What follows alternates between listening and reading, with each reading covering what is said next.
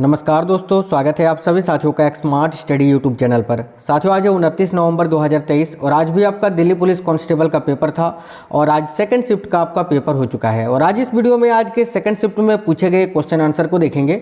साथियों, हर एक क्वेश्चन बिल्कुल 100% रियल और ऑथेंटिक है। आप लोग अगर पेपर देकर आए हैं, अगर आप में से कोई भी ऐसे हैं जो बोल दे कि ये क्वेश्चन नहीं पूछा था, तो फिर आप लोग कमेंट बॉक्स में जो चाहे आप लोग बोल सकते हैं। देखिए, क्वेश्चन का लैंग्वेज थोड़ा अलग हो सकता है, बाकी क्वेश्चन सेम वही है। जितने क्वेश्चन मुझे मिल पाए हैं सारे क्वेश्चन 100% रियल और ऑथेंटिक करवाएंगे। आधे से ज़्यादा क्वेश्चन मिल चुके हैं जीके जीएस के। तो चलिए फिर देखते हैं आज के सेकंड शिफ्ट में पूछे गए क्वेश्चन आंसर।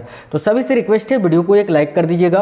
क्लास अगर पसंद आए तो अपने सभी दोस्तों तक जरूर शेयर करिएगा। आप में से अगर कोई भी साथी नए हैं तो चैनल को सब्सक्राइब करके बेल आइकन को ऑन कर लीजिएगा। साथियों, जिनका पेपर अभी आने वाले दिनों में है उनके लिए रामबाण क्लास है, क्योंकि डेली कोई ना कोई क्वेश्चन जो है जरूर रिपीट हो रहा है। तो आपको ये एनालिसिस की क्लासेस जरूर से जरूर देखने चाहिए।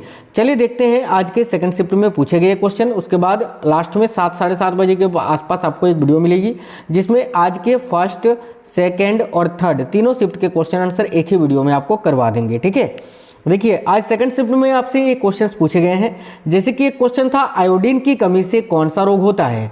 तो ध्यान से देखिएगा साथियों, आयोडीन की कमी से जो होने वाला रोग है वो है आपका घेंघा रोग। इस क्वेश्चन का करेक्ट आंसर हो जाता घेंघा रोग। एक क्वेश्चन था, 3 मैन इन ए बोट पुस्तक के लेखक कौन है। अब देखिए, पहले तो भारत के लेखकों का आपसे पूछ रहा था, अब ये विश्व के लेखक हैं, मतलब कि वर्ल्ड स्तर पर भी जो है बुक्स हैं वो भी आपसे पूछा जा रहा है। तो देखिए, 3 मैन इन ए बोट पुस्तक के लेखक कौन है। तो इसका आपका करेक्ट आंसर हो जाता साथियों, याद रखिएगा, जेरोम के जेरोम। ठीक है, यहाँ पे थोड़ा टाइपिंग मिस्टेक हो गया है, जेरोम के जेरोम यहाँ आपका जो है इस क्वेश्चन का करेक्ट आंसर हो जाता। आगे देखिए साथियों, एक क्वेश्चन ऐसा था कि लोधी वंश की वास्तुकला किस शैली में थी, या ऐसा था कि मीनार जो बनते थे लोधी वंश में वो उसके किस वास्तुकला पर बनती थी। तो देखिए, लोधी शैली जो होती थी ना साथियों, ये जो वास्तुकला थी लोधी वंश की, वो लोधी शैली उसको कहते थे या पठान शैली कहते थे। अब ये जो क्वेश्चन है ना, देखिए ये आपका बाय ऑप्शन बनने वाला था, या तो इंडो इस्लामिक शैली आपको ऑप्शन में दिया होगा, ये बाय ऑप्शन आपका बनने वाला क्वेश्चन था। आगे एक क्वेश्चन ये था कि प्रधानमंत्री कौशल विकास योजना किस वर्ष शुरू हुई थी या आई थी। तो ध्यान से देखिएगा, ये जो प्रधानमंत्री कौशल विकास योजना है इसकी शुरुआत प्रधानमंत्री श्री नरेंद्र मोदी जी ने जुलाई 2015 में किया था। तो आपको केवल ईयर बताना था, यानी वर्ष बताना था। तो यहाँ आपका करेक्ट आंसर हो जाता साथियों 2015। आगे एक क्वेश्चन था, कबड्डी खेल में प्रत्येक पक्ष में कितने खिलाड़ी होते हैं। तो ये बिल्कुल सिंपल क्वेश्चन था, आप लोगों ने आसानी से कर लिया होगा। देखिए, कबड्डी खेल के प्रत्येक पक्ष में खिलाड़ियों की संख्या होती है 7। तो इस क्वेश्चन का राइट आंसर आपका 7 हो जाता। एक क्वेश्चन था, भारत में सबसे पहले एशियाई खेल को कब होस्ट किया था। तो इसका राइट आंसर हो जाता 1951। और किसी किसी का कहना था कि सर क्वेश्चन ऐसा था कि मतलब कि एशिया में पहली बार ओलंपिक खेल कब खेला गया था। अब इसका क्वेश्चन क्या था, आप लोगों को अगर याद है तो कमेंट बॉक्स में कमेंट करके बता देना। और अगर क्वेश्चन ये था कि भारत में सबसे पहले एशियाई खेल को कब होस्ट किया गया था, तो 1951 करेक्ट आंसर हो जाता। आगे एक क्वेश्चन ऐसा था कि 2011 के जनगणना के अनुसार सबसे अधिक पशुधन किस राज्य में है।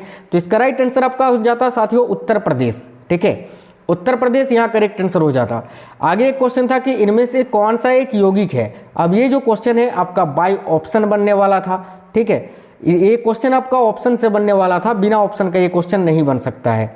कालबेलिया नृत्य से आपसे एक क्वेश्चन पूछा था। क्वेश्चन ऐसा था कि कौन सा नृत्य है जिसमें सपेरा, मतलब कि सांप नाग नागिन की तरह कलाई होती है या फिर सपेरा। तो फिर ये कालबेलिया नृत्य आपको ऑप्शन में दिया हुआ होगा, कालबेलिया यहाँ आपका राइट आंसर हो जाता। और अगर डायरेक्ट पूछा था कि कालबेलिया नृत्य का संबंध किस राज्य से है, तो राजस्थान हो जाता। और अगर ऐसा पूछा था कि सांप सपेरा से संबंधित नृत्य इनमें से कौन सा है, तो आपका करेक्ट आंसर हो जाता कालबेलिया। क्योंकि साथियों कालबेलिया एक नृत्य है जो कि राजस्थान की सपेरा जनजातियों के द्वारा आयोजित किया जाता है।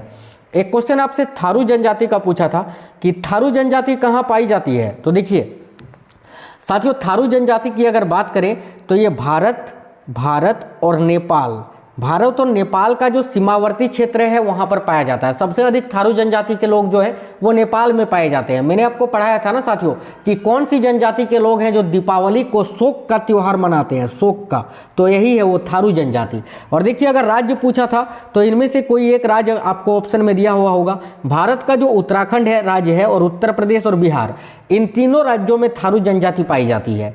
ठीक है, तो तीनों में से कोई एक राज्य जरूर आपको ऑप्शन में दिया हुआ होगा, वही आपका करेक्ट आंसर हो जाता। एक क्वेश्चन था छठ पूजा कहाँ मनाया जाता है, तो देखिए छठ पूजा जो है साथियों ये बिहार में मनाया जाता है, अभी तो हाल ही में मनाया गया, तो बिहार इस क्वेश्चन का करेक्ट आंसर आपका हो जाता। आगे देखिए एक और पुस्तक से पूछा था और ये भी विदेशी लेखक का पुस्तक है।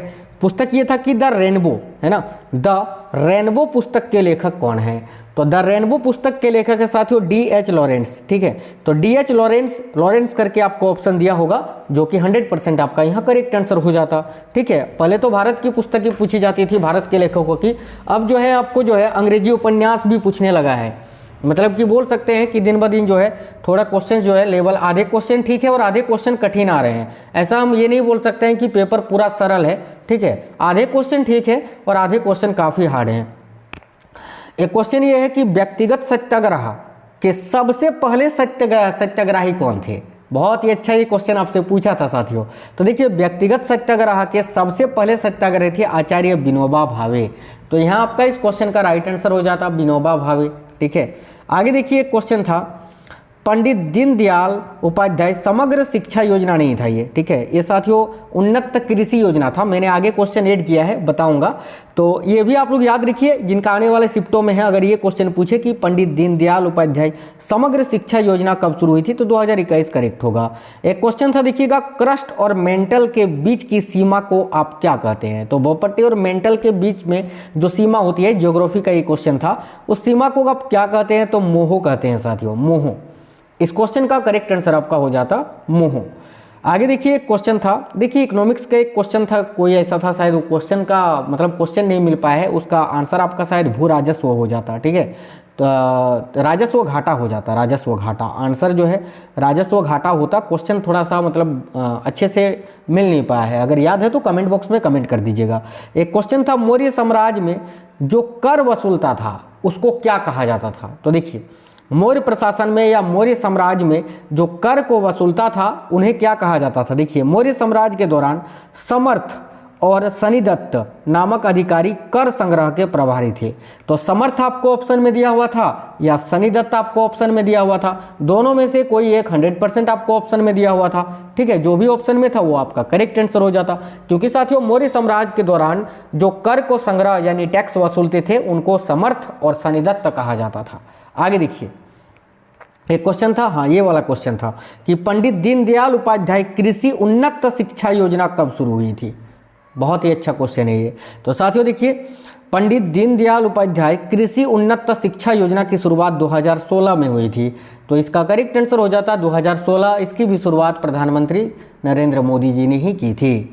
आगे एक क्वेश्चन ऐसा था, क्वेश्चन का लैंग्वेज थोड़ा अलग है लेकिन क्वेश्चन आपका वही है, न्यायपालिका का संवैधानिक जनादेश जारी करने का प्रावधान किस अनुच्छेद में है, तो इसका राइट आंसर हो जाता अनुच्छेद 139। आंसर आपका 100% वही है। क्वेश्चन का लैंग्वेज थोड़ा अलग हो सकता है क्योंकि साथियों आप भी जानते हैं पेपर दे के आने के बाद जो है पूरा क्वेश्चन याद किसी को भी नहीं रह सकता है। ठीक है, तो याद रखिए अनुच्छेद 139 इस क्वेश्चन का आपका राइट आंसर हो जाता। देखिए क्वेश्चन ये था कि भारत के संविधान का कौन सा अनुच्छेद है जो न्यायिक समीक्षा की शक्ति देता है, ऐसा ही था, इसका आंसर आपका अनुच्छेद 13 हो जाता साथियों। ठीक है, भारत के संविधान का कौन सा अनुच्छेद न्यायिक समीक्षा की शक्ति देता है, तो आर्टिकल 13 यहाँ आपका 100% करेक्ट आंसर हो जाता। देखिए क्वेश्चन पीवी सिंधु से पूछा था आपसे कि पीवी सिंधु ने ओलंपिक में रजत पदक कब जीता था, तो इसका करेक्ट आंसर 2016 हो जाता, क्योंकि पीवी सिंधु ने 2016 में जो ब्राजील के रियो में ओलंपिक हुआ था, रियो ओलंपिक, इसमें इन्होंने सिल्वर मेडल जीता था साथियों। पीवी सिंधु जो कि बैडमिंटन खेलती हैं ना, तो 2016 रियो ओलंपिक में इन्होंने जो है पीवी सिंधु ने रजत पदक जीता था, तो 2016 यहाँ इस क्वेश्चन के लिए आपका करेक्ट आंसर हो जाता।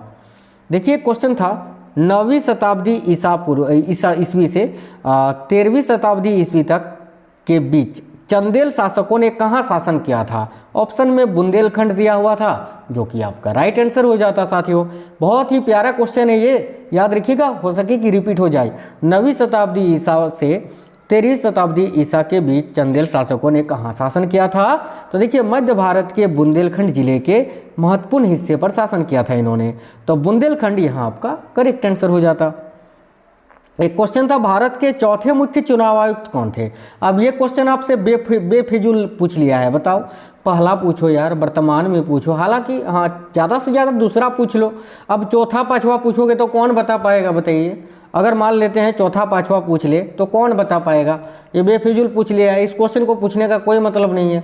यहाँ पर 100 में से 99 बच्चे ऐसे हैं जिन्होंने इस क्वेश्चन को स्किप कर दिया होगा या गलत तुक्का लगा दिया होगा, क्योंकि ये क्वेश्चन बनेगा ही नहीं।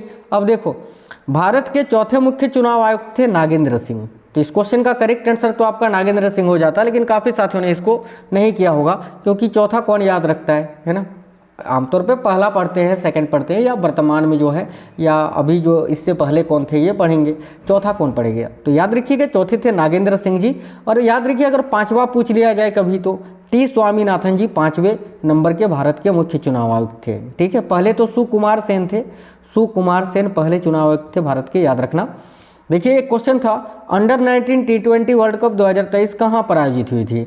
तो साथियों इसमें भारतीय महिला टीम ने जो है ना, देखिए अंडर 19 T20 महिला वर्ल्ड कप, यहाँ महिला आप लिखना भूल गए हैं, तो महिला वर्ल्ड कप 2023 जो है ये दक्षिण अफ्रीका में आयोजित हुई थी, साउथ अफ्रीका में। इसमें भारत टीम ने अपना देश जीता था, भारत है ना, इंग्लैंड को 7 विकेट से हराया था। इंग्लैंड को 7 विकेट से हराकर जो है भारत ने इसको जीता था।